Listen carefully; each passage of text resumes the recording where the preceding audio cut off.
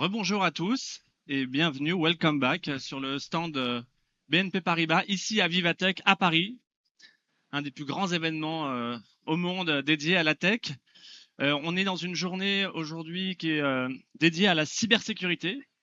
Voilà, on a beaucoup évoqué ce matin des thèmes notamment autour de l'intelligence artificielle, comment l'intelligence artificielle peut être leveragée pour faire face aux multiplications d'attaques et de toutes sortes et de hacking. On va continuer sur ce programme cet après-midi.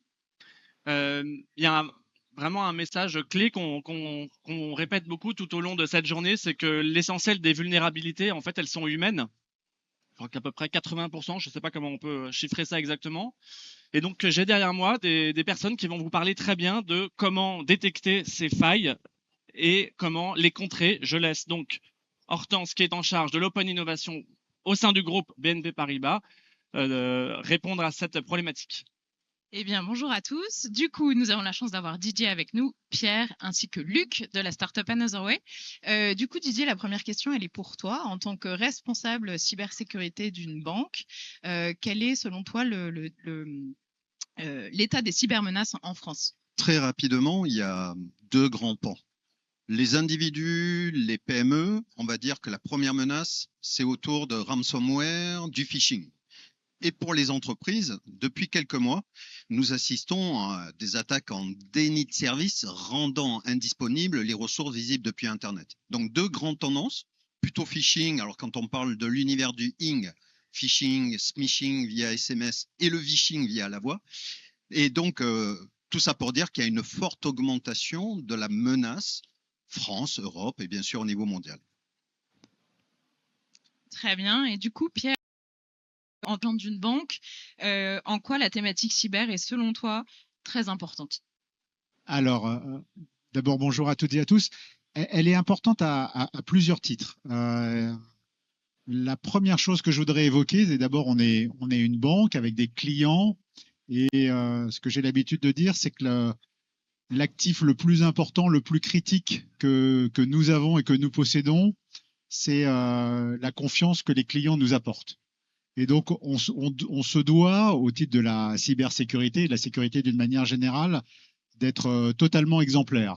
Donc, les menaces qui ont été évoquées par Didier, on doit déjà s'appliquer à nous-mêmes les mesures et les règles qui nous permettent de mitiger, comme on dit en bon franglais, ces risques de sécurité, à la fois dans le monde de l'entreprise, et donc c'est notamment le travail de Didier, de contrer toutes les attaques que l'on peut subir, mais c'est aussi tout le travail qu'on doit faire vis-à-vis de la direction, vis-à-vis des collaborateurs, vis-à-vis du management, sur la sensibilisation à l'utilisation et l'empreinte que nous avons tous sur notamment les réseaux sociaux. Donc ça, c'est le premier angle. Et c'est ce sujet-là, c'est si on n'est pas exemplaire, ben on peut pas avoir ce discours, le discours qui va bien vis-à-vis des clients. Alors après, bien sûr, on se doit d'accompagner nos clients. Et ça, c'est bien évidemment le fond de notre métier. Et par équivalence, on a le même sujet. On doit protéger nos clients et notamment en ce qui concerne le sujet qu'on évoque aujourd'hui, nos clients entreprises. Et donc, on a des offres spécifiques avec un certain nombre de startups, pas la tienne, mais une autre qui nous permet d'apporter quelque part les éléments de diagnostic qui vont bien aux entreprises qui nous le demandent pour faire ces diagnostics de cybersécurité, pour vérifier qu'elles sont le plus possible à niveau. On va vraiment au-delà de notre métier de banquier. Et la startup que tu évoques, c'est Stoic. Exactement, voilà. Merci Hortense. Et puis, par équivalent, donc ce que je viens de dire, il y a aussi tout l'accompagnement des managers ou des directions de ces entreprises qui peuvent potentiellement se faire attaquer. Et comme ça a été évoqué dans l'introduction, et comme je pense tu vas le dire, Luc, le premier point de faiblesse, en tout cas le point de faiblesse le plus important, c'est pas les infrastructures technologiques, elles le sont aussi, et elles le sont parfois, mais c'est d'abord le maillon humain, Et là, on travaille aussi avec le business corporate et on l'étendra peut-être ensuite au business du retail.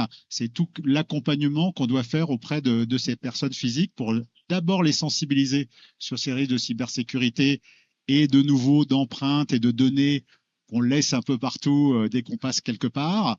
Et puis d'autre part, de les sensibiliser quand on se rend compte que l'empreinte est trop importante et qu'elle mène à un risque.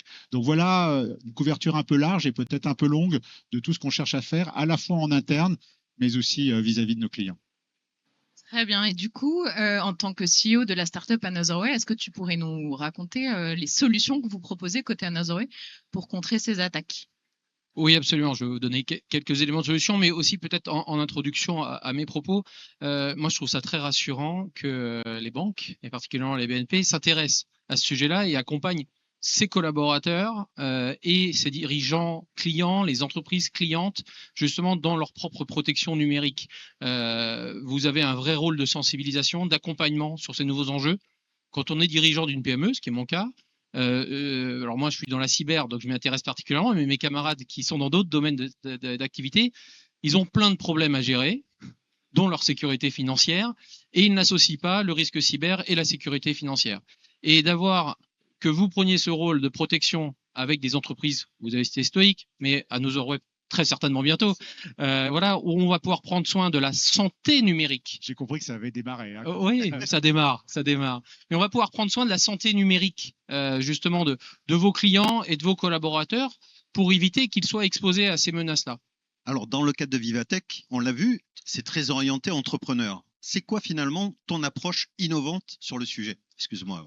Bah oui, tu as raison, parce qu'on parle d'innovation. Nous, à Anotherway, on se positionne comme un éditeur de logiciels qui va justement permettre de protéger ces fameuses 80% d'attaques qui exploitent les failles humaines. Vous savez, en cyber, on imagine souvent des hackers avec des capuches, ça a été dit plusieurs fois ce matin, dans le noir, en train d'hacker des systèmes d'information très complexes.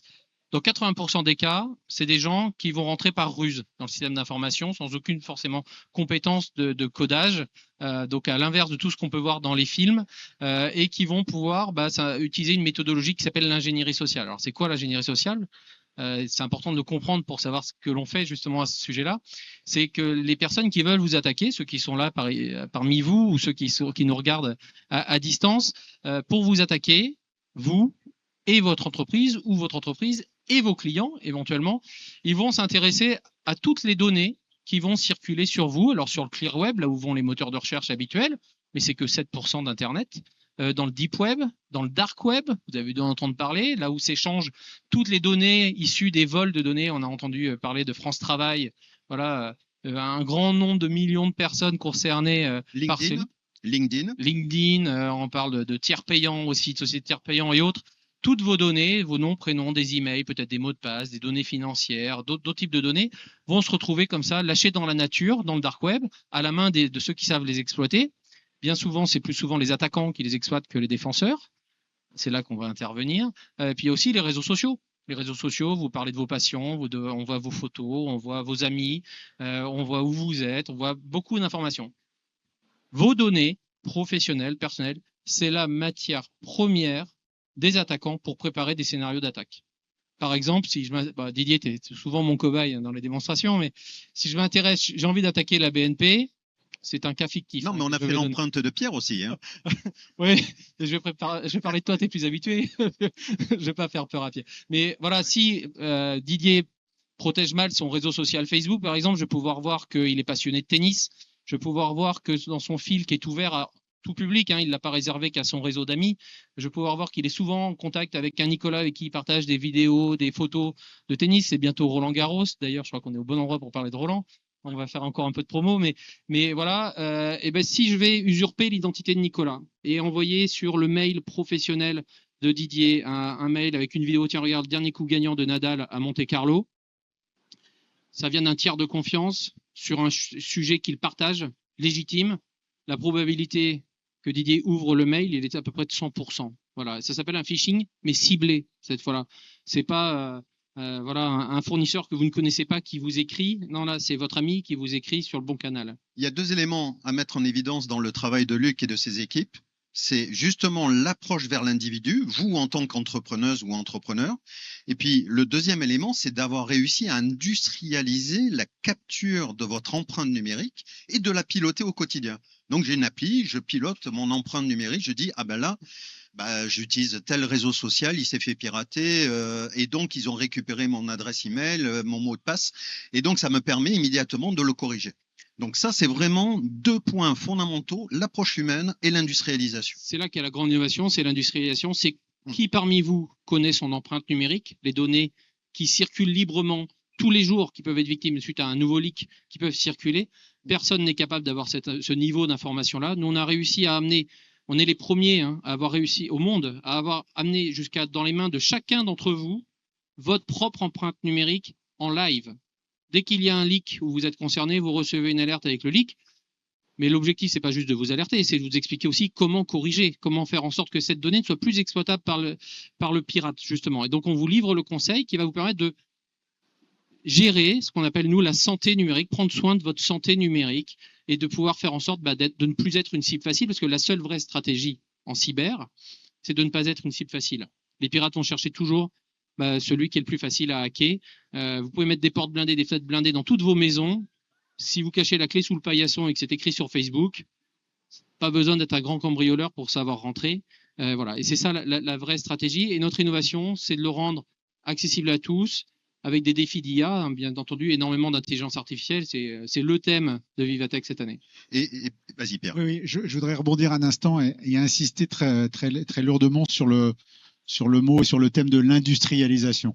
Et quand on est à Vivatech, c'est un des très gros enjeux pour BNP Paribas, parce que avec des startups comme la tienne ou comme d'autres qu'on voit avec de très bonnes idées, avoir ces idées et les développer, c'est déjà une chose, et assez souvent dans notre propre écosystème en interne, on a des difficultés à l'avoir, mais travailler avec les startups en mode industriel, c'est un énorme enjeu. Et donc, c'est cette capacité à transformer le modèle et à travailler avec vous sans vous perturber quelque part pour faire profiter au plus grand nombre, parce que nous avons des dizaines de milliers de clients corporate, des millions de clients particuliers. Comment transformer cette approche un peu start-up en une approche très industrielle et un autre très fort enjeu, et notamment sur le sujet de la cybersécurité. Donc, je voudrais insister là-dessus. C'est pas facile pour nous de travailler avec les startups tout en maintenant l'état d'esprit et la valeur ajoutée des startups. Et c'est un enjeu assez considérable sur lequel je voulais vraiment insister aujourd'hui. Mais Luc, tu peux revenir aussi sur rendre maître de son empreinte. Ça, c'est un élément sur lequel il faudrait que tu reviennes un peu plus précisément, s'il te plaît. Oui, le premier sujet et comment on fonctionne, c'est une simple application mobile qui va vous permettre, juste à partir de votre email professionnel, d'un numéro de téléphone, de pouvoir aller retracer, donc vous mettre dans la peau d'un pirate, juste à partir de cette donnée d'entrée, quelles sont toutes les données, donc il va pivoter de données en données, de source en source, toutes les données qui circulent sur vous en source libre. On parle de renseignements d'origine source ouverte, donc ces données qui sont accessibles à tous ceux qui savent les chercher à peu près. Et donc on va pouvoir vous les restituer. Et vous les restituer et vous alerter en temps réel dès qu'il y en a une qui vous concerne. Et là, le facteur qui est le plus important, et c'est pour moi la vraie bonne stratégie, c'est qu'on fait de la prévention cyber. L'idée, c'est de vous donner cette vision que les pirates ont de vous-même et de vos entreprises, bien entendu, mais des collaborateurs de vos entreprises, pour pouvoir comprendre comment et anticiper par quel scénario d'attaque. Est-ce qu'ils vont faire du phishing? Est-ce qu'ils vont faire des attaques par SMS? Est-ce qu'ils vont faire les fameuses fraudes au président qui coûtent extrêmement cher à nos entreprises en France? Est-ce qu'ils vont faire un deepfake également? Bref, toutes les données qui vont permettre d'établir facilement un scénario d'attaque. Et ensuite, la bonne stratégie, une fois qu'on sait à quel point on est exposé, c'est la phase de remédiation. C'est la phase de qu'est-ce que je mets en place et comment je mets en place les actions curatives qui vont faire que ces données ne seront plus à la disposition ou alors qui auront développé ma vigilance. Voilà. Si ma date d'anniversaire est écrite de façon publique sur un réseau social, à quoi bon? Déjà la mettre en privé, la réserver qu'à ses vrais amis, les vrais amis. D'accord? Un faux ami va pouvoir utiliser cette date de naissance pour vous faire un phishing, par exemple, ou pour l'utiliser parce que 25% des mots de passe, c'est vos dates de naissance. On peut faire à peu près, là je pense qu'il y en a 1 sur 4 parmi vous qui utilise sa date de naissance comme mot de passe, ou au pire qui la met à la fin d'un mot qui est toujours le même. Mais voilà, les dirigeants d'ailleurs sont extrêmement concernés par ce genre d'attaque. Justement, Pierre. Oui, je voudrais rebondir aussi sur le sujet de la prévention. Tu parlais de la fraude au président. On a des mécanismes chez BNP Paribas en France, dans la banque commerciale en France, qui sont plutôt efficaces, voire très efficaces sur, au moment où les transactions se passent, de dire tiens, cette transaction est anormale et donc il faut faire quelque chose, et donc appeler le représentant de l'entreprise notamment pour lui dire mais est-ce que ce virement ou ce transfert est justifié ou pas. Le moteur se trompe assez rarement, voire quasiment jamais, donc toutes les alertes sont plutôt justifiées. Alors le chiffre baisse à chaque fois, mais je pense qu'on est encore à entre 5 et 10%. Donc quand on appelle le client nous dit non, mais il est vraiment justifié. Et c'est seulement 2 jours ou 3 jours après que le client se rend compte qu'il s'est quand même fait avoir sur la faute au président. Pourquoi je dis ça? Parce que pour prévenir ça, il faut encore plus sensibiliser en amont. C'est même pas au moment de la transaction, et c'est là où, avec vous, on a un vrai rôle à jouer. C'est toutes les actions qu'on pourra mener en amont de cela, en prévention, en sensibilisation auprès des collaborateurs de nos entreprises clientes, feront progresser la cause. Et donc, c'est un élément absolument essentiel. C'est pas seulement de la communication ou de la sensibilisation, c'est toutes les actions extrêmement concrètes, et notamment ces sujets d'empreinte qui permettront de dire, vous voyez, voilà ce qui peut se passer et voilà potentiellement pourquoi vous pouvez être attaqué. Et le jour où vous êtes attaqué, même sur une fraude au président, ben vous savez déjà en amont qu'il se passe quelque chose de bizarre. Vous avez tout à fait raison, Pierre. C'est la seule et vraie stratégie. On sera ravis d'avancer ensemble avec vous là-dessus, sur ce sujet-là. On nous a plongé dans un monde digital il y a 25 ans, à peu près, 30 ans, quasiment. On nous a plongé là-dedans sans aucune barrière de protection. Si on nous a mis un moment un petit antivirus gratuit sur nos ordinateurs, ça n'a pas été beaucoup plus loin au début. La matière première, notre matière première, et là je parle aux individus, qui sont la somme du collectif d'une entreprise, autant de portes d'entrée dans les entreprises. L'empreinte numérique, c'est le nouvel or noir. On parle de data, on parle d'IA, on parle de data. La data, vos données personnelles, vos données professionnelles, il faut en prendre soin autant que sa santé. La santé numérique, c'est l'enjeu de la deuxième phase de la digitalisation de nos vies. On doit savoir exactement ce que les pirates ont en main. On doit le savoir avant eux et on doit pouvoir agir avant. Sinon, malgré tous les process que l'on peut mettre en place en termes de sécurité, d'audit interne et autres, les pirates arriveront toujours à contourner les systèmes parce qu'il y aura toujours des humains à tromper. Et des témoignages de dirigeants qui me disent malgré tous mes process, j'ai perdu 600 000 euros, j'ai perdu 300 000 euros, pourtant j'ai passé la journée à côté de ma comptable. On a parlé du sujet tous les deux et le virement, il est quand même passé sur un nouveau compte qui était au Portugal et après tout est parti assez vite et pourtant il y avait des process. Le banquier m'a appelé pour me demander si c'était normal et je lui ai dit oui c'est normal et la comptable lui a dit oui c'est normal et au bout d'une semaine on se dit bah non c'est pas normal et l'argent est perdu.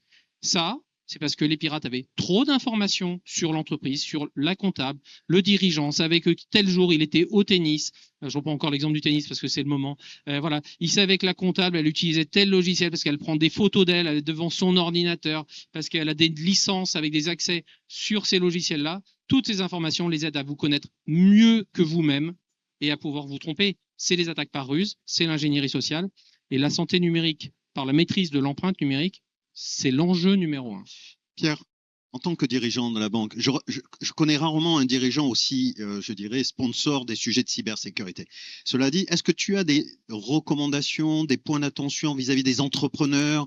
Parce que toi, tu es passionné par ce que tu fais, tu as plein d'activités professionnelles et personnelles.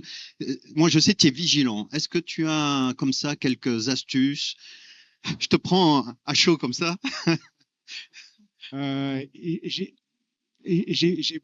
J'ai pas envie de répondre en termes d'astuces. Oui. Moi, je rejoins Luc sur le fait de dire que c'est de l'ordre de la pratique et de l'ordre de l'équivalence avec la santé me parle énormément. C'est on peut faire du sport une fois de temps en temps, mais ce qui va faire qu'on tient la santé, c'est qu'on en fait régulièrement. Et donc, et c'est pour ça que j'insiste en tant que dirigeant de dire, c'est de l'accompagnement au-delà de la banque. C'est l'accompagnement de nos clients pour éviter qu'ils se fassent avoir, parce qu'ils ne peuvent garder confiance que dans un certain écosystème dont nous, banque, BNP Paribas, nous devons faire partie. Et donc le sujet, c'est vraiment celui-là, c'est faire ce qu'il faut pour que nous, on soit exemplaires et qu'on soit représentant de cette marque de confiance, et puis que nos clients nous fassent encore un peu plus confiance au-delà de ces stricts sujets financiers et ces sujets de risque opérationnel au sens large, avec l'appui de tous et de vous, par exemple. Merci. Un grand merci. Oui, encore. Est-ce qu'il y a des questions Oui. d'ailleurs? Oui. On a un micro là, on peut se promener avec. Oh, pardon, je suis désolé. On peut vous inviter à poser des questions?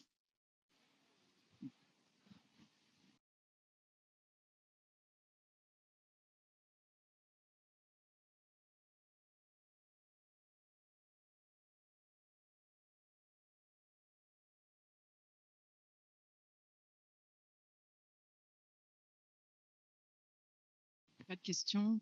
Personne n'a sa date de naissance en mot de passe. Enfin, qui a sa date de naissance? Moi, le mec a rien compris.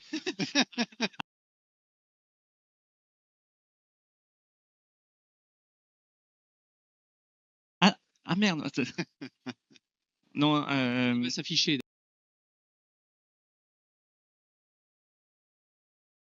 Luc, le deepfake, comment tu l'appréhendes? Comment tu... Est-ce que ça va démultiplier les attaques ou Je vous ai parlé d'ingénierie sociale. On a parlé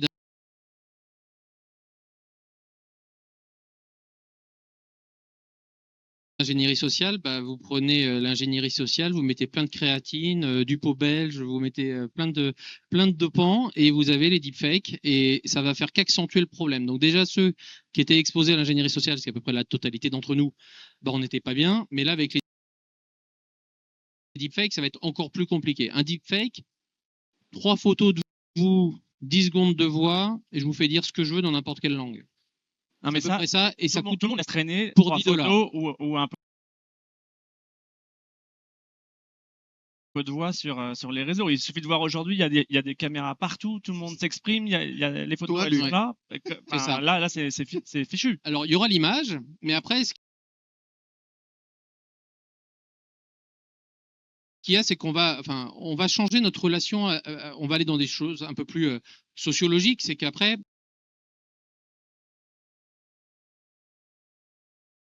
alors, faire un deepfake, c'est facile.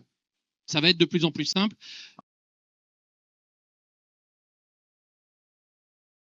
On peut le limiter en limitant son empreinte numérique. Moins on laisse de photos, de vidéos de qualité ouvertes au public, en les réservant qu'à ses amis, donc en paramétrant bien déjà ses réseaux sociaux, on limite la casse. Ensuite, il va falloir quand même que la personne, la vidéo, elle va parler, elle va s'exprimer. Ça peut être que de la voix d'ailleurs. Moins on trouvera d'informations sur vos centres d'intérêt, sur ce que vous vivez en ce moment, plus ça va être compliqué de vous faire dire quelque chose qui est crédible aux yeux de ceux, aux oreilles de ceux qui vous connaissent. Philippe aime le tennis. Voilà, exactement.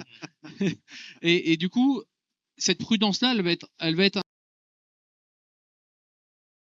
importante en fait, de bien maîtriser qu'est-ce que je partage à mon réseau de confiance et qu'est-ce que je ne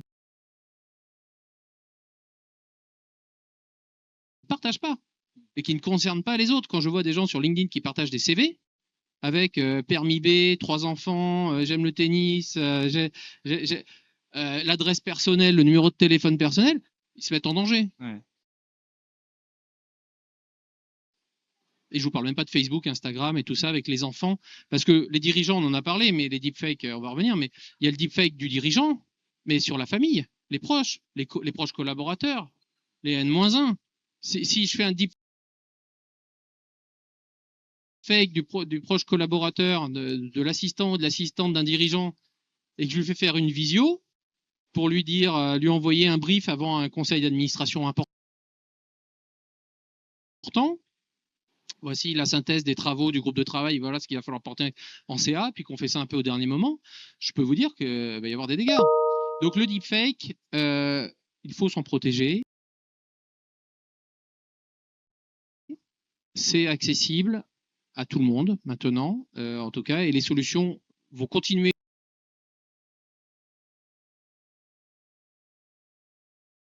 de s'améliorer. L'IA va permettre d'y répondre. La gestion d'empreintes numériques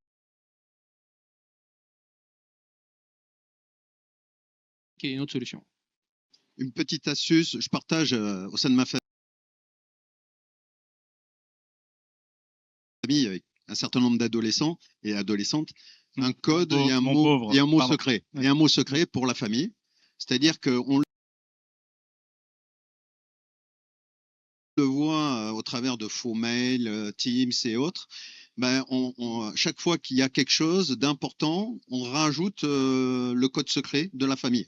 Voilà, c'est une petite astuce comme ça que je vous encourage à retenir à la maison. J'ai une illustration, peut-être, je ne sais pas si on a encore le temps, mais pratique. C'est pas le code secret de la carte bancaire. On a tous entendu parler de l'histoire à Singapour d'une directrice financière qui s'était fait avoir avec 5 membres du CODIR autour d'elle. Bon, mais c'est loin, on se dit, pour 25 millions de dollars, ils ont fait toute une réunion, elle a fait plusieurs virements pour 25 millions. Ok. En France, une société du CAC 40, une des filiales de cette société, le patron, 3 représentants du groupe et un investisseur. Il parlait d'un futur investissement. C'est des gens qu'on connaît très bien. Une demi-heure de réunion.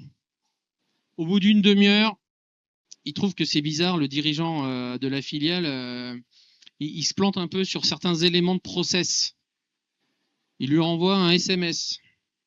Parce que, comment ça va la réunion là? T'as l'air bizarre. La réponse du SMS c'est « Quelle réunion ?» Ils se connaissent, ils se fréquentent. Et en visio, pendant une demi-heure, ils se sont fait leurrer. Ils ont coupé la visio, bien entendu. Ça veut dire que les pirates se renseignent surtout sur vos process, sur l'actualité de vos entreprises, se renseignent sur tout ça. C'est pas juste prendre votre visage et votre voix, c'est vous faire dire des choses qui soient crédibles.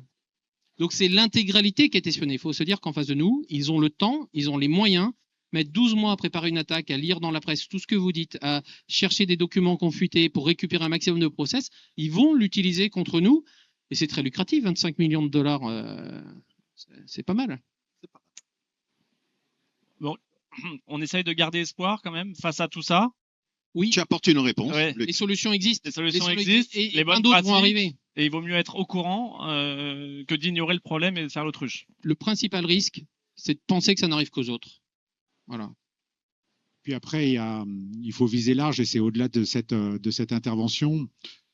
Les mécanismes d'authentification fortes et donc d'échange entre nous